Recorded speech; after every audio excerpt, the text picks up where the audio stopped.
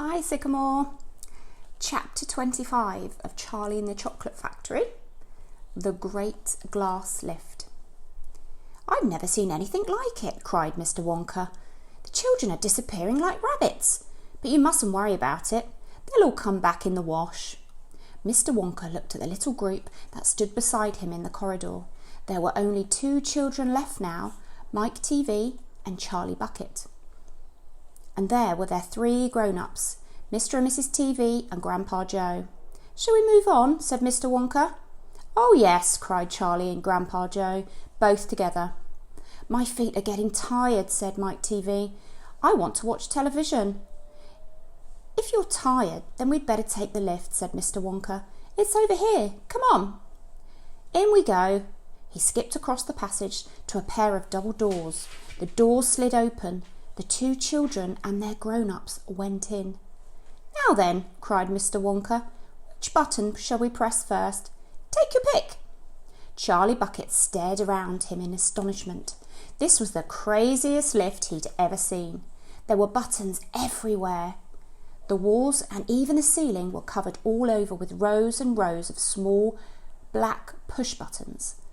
There must have been 1,000 of them on each wall and on the ceiling and everywhere.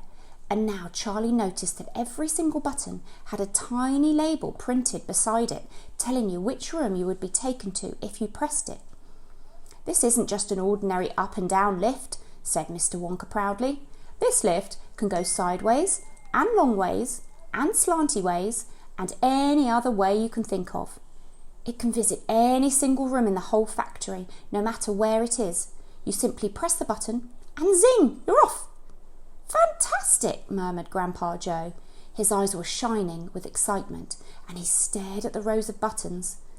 "The whole lift is made of thick, clear glass," Mr. Wonka declared. "Walls, doors, ceilings, floor, everything is made of glass so that you can see out of it." "But there's nothing to see," said Mike TV. "Choose a button," said Mr. Wonka. The two children pressed one button each. "Take your pick. Hurry up. In every room something delicious and wonderful is about to be made." Quickly, Charlie started reading some of the labels alongside the buttons. "The Rock Candy Mine, 10,000 feet up," it said on one of them.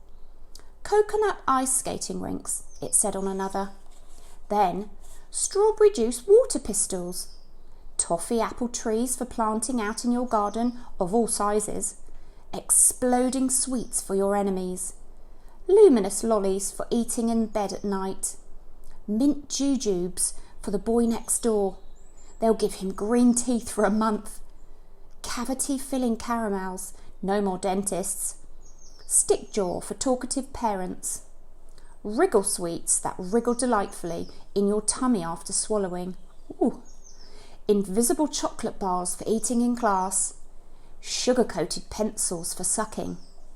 Fizzy lemonade swimming pools. Magic hand fudge. When you hold it in your hand, you taste it in your mouth. Rainbow drops. Suck them in and you can spit in 6 different colours. Ugh! Come on, cried Mr. Wonka. "We can't wait all day." "Isn't there a television room in all of this lot?" asked Mike TV. "Certainly there is a television room," said Mr. Wonka. "That button over there." He pointed and pushed it with his finger. Everybody looked. "Television chocolate," it said on the tiny label beside the button.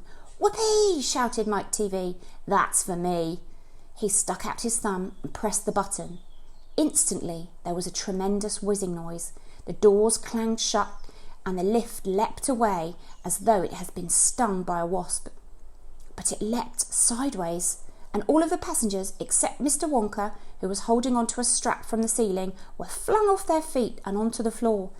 Get up, cried Mr. Wonka, roaring with laughter. But just as he was staggering to his feet, the lift changed direction and swerved violently around the corner. And over, then went, and then once more. "Help!" cried Mrs. TV. "Take my hand, madam," said Mr. Wonka gallantly. "There you are. Now grab this strap. Everybody grab a strap. The journey's not over yet." Old Grandpa Joe staggered to his feet and caught hold of the strap. Little Charlie, who couldn't possibly reach as high as that, put his arms around Grandpa Joe's legs and hung on tight. The lift rushed on at the speed of a rocket. Now it was beginning to climb. It was shooting up and up and up on a slanty, steep course, as if it were climbing a very steep hill. Then suddenly, as though it had come to the top of the hill and gone over the top, it dropped like a stone, and Charlie felt his tummy coming right up into his throat. And Grandpa Joe shouted, "Yippee! Here we go!" And Mrs. TV cried, "The rope has broken! We're going to crash!" And Mr. Wonka said, "Calm yourself, my dear lady," and patted her comfortably on the arm. And then Grandpa Joe looked down at Charlie, who was clinging onto his legs, and he said, "Are you all right, Charlie?" "I love it.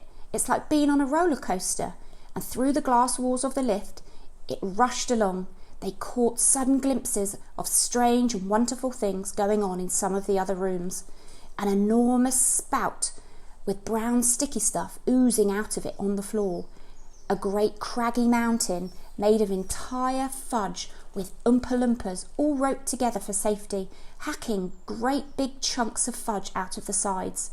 A machine with white powder spraying over it like a snowstorm. A lake of hot caramel with steam coming off of it. A village of Oompa Loompas with tiny houses and streets with hundreds of Oompa Loompa children no more than 4 inches high playing in the streets.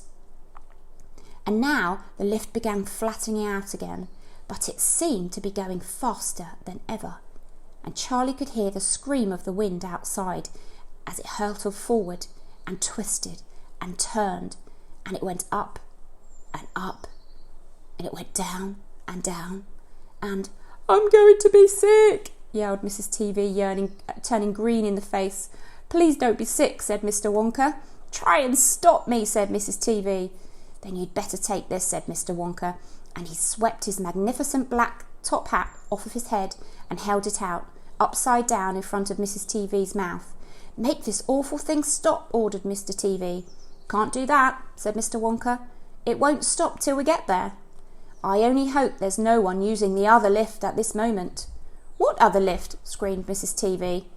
"The one that goes the opposite way on the same track as this one," said Mr. Wonka. "Holy mackerel!" cried Mr. TV. "You mean we might have a collision?" "I've always been lucky so far," said Mr. Wonka. "Now, I am going to be sick," yelled Mrs. TV. "No, no," said Mr. Wonka. "Not now. We're nearly there. Don't spoil my hat." The next moment there was a screaming of brakes and the lift began to slow down. Then it stopped altogether. "Some ride," said Mike TV, wiping his great sweaty face with a handkerchief. "Never again," gasped Mrs. TV. And then the doors of the lift slid open and Mr. Wonka said, "Just a minute. Listen to me. I want everybody to be very careful in this room. There is dangerous stuff in here and you must not tamper with it." Okay, we'll have to wait for the next chapter to see what happens, and that will be the television chocolate room. Let's see what happens. Bye guys.